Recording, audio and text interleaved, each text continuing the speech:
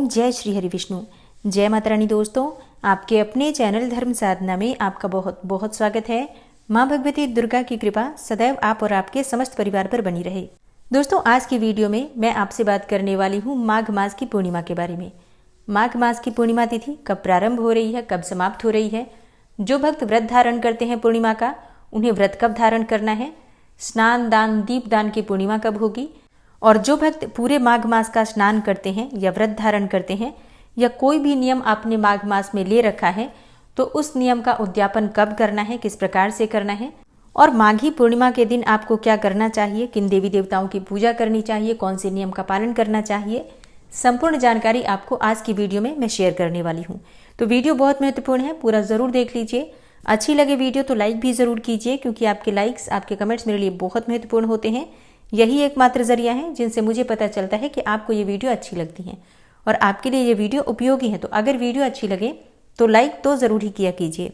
माघ मास की पूर्णिमा बहुत महत्वपूर्ण होती है। माघ मास की पूर्णिमा के दिन स्नान दान का विशेष महत्व होता है।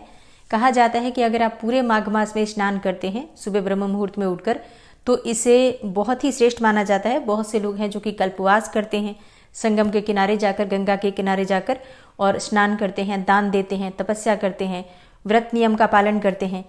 और कई भक्त हैं जो कि घर में भी गंगा स्नान करते हैं, व्रत का नियम पालन करते हैं।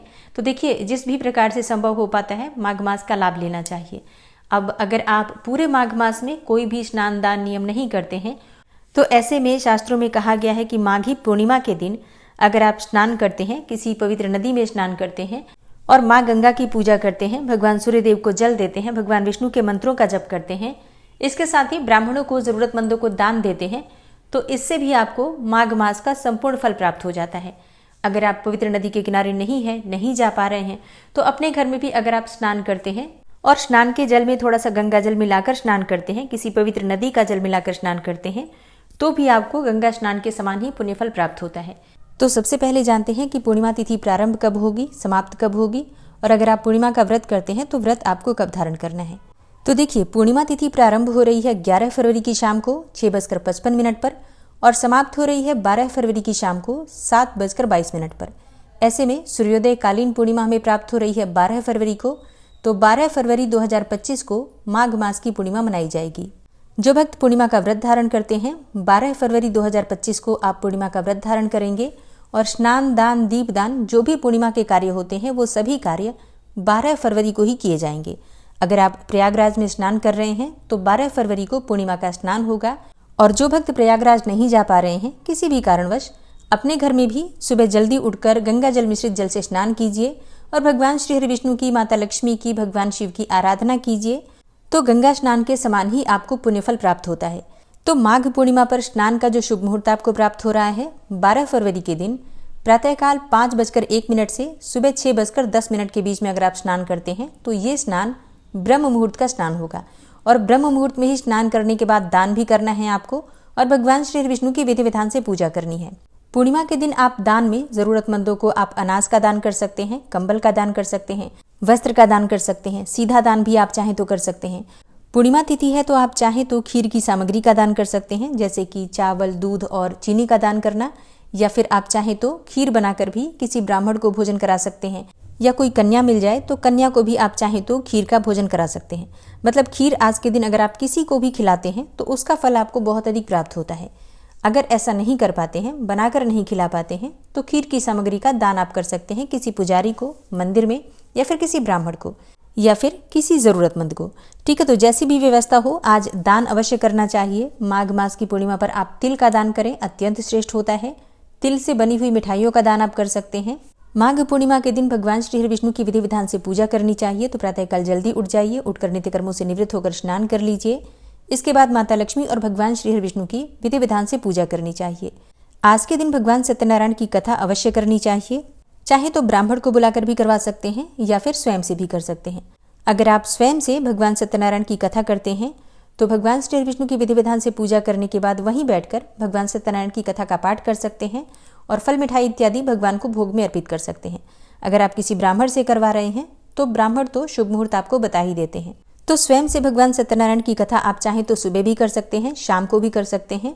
जो भी समय आपके अनुकूल हो उस समय आप सत्यनारायण भगवान की कथा कर सकते हैं। बस इतना ध्यान रखना है, राहु काल में आपको कथा प्रारंभ नहीं करना है। और राहु काल का समय आपको प्राप्त हो रहा है दोपहर में 12:41 से दोपहर में 2:05 तक राहु काल रहेगा। इस समय में आपको कोई भी शुभ कार्य नहीं करना चाहिए। इस दिन अभिजीत मुहूर्त नहीं है, मतलब बुधवार का दिन है, तो अभिजीत मुहूर्त आपको प्राप्त नहीं हो रहा है। अमृत काल का समय है शाम को 5:59 से शाम को 7:39 तक। पूर्णिमा के व्रत में चंद्रोदय काल का बहुत महत्व होता है और चंद्रोदय काल का शुभ मुहूर्त आपको प्राप्त हो रहा है 12 फरवरी को शाम को 6:14 पर। सूर्योदय काल रहेगा 7:05 पर सुबह के समय और सूर्यास्त का समय है शाम को 6:17 पर। तो 12 फरवरी 2025 को माघ मास की पूर्णिमा है, दिन होगा बुधवार का। आप व्रत करें, स्नान दान दीप दान करें और भगवान श्री लक्ष्मी नारायण की, भगवान श्री सत्यनारायण की आराधना करें। इसके अलावा भी माघ मास की पूर्णिमा बहुत महत्वपूर्ण होती है क्योंकि इस दिन संत रविदास की जयंती भी मनाई जाती है और इस दिन वाग देवी यानी कि सरस्वती देवी के स्वरूप में ललिता महाविद्या की जयंती भी होती है।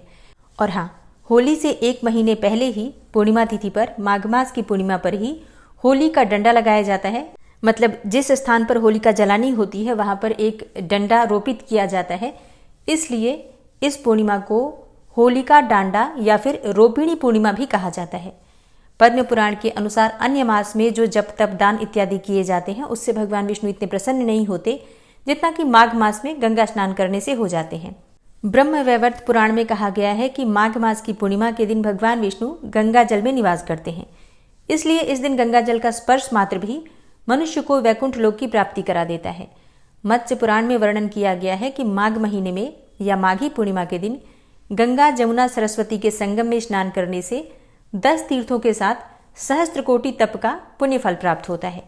इस दिन गंगा नदी में या फिर किसी भी पवित्र नदी में स्नान करने से पाप और संताप का नाश हो जाता है, मन और आत्मा की शुद्धि होती है। इस दिन किया गया महास्नान समस्त रोगों का नाश करके दैहिक, दैविक और भौतिक कष्टों से मुक्ति दिलाता है। और स्नान करते वक्त आपको ओम नमो भगवते वासुदेवाय नमः इस मंत्र का मानसिक जप करते रहना चाहिए।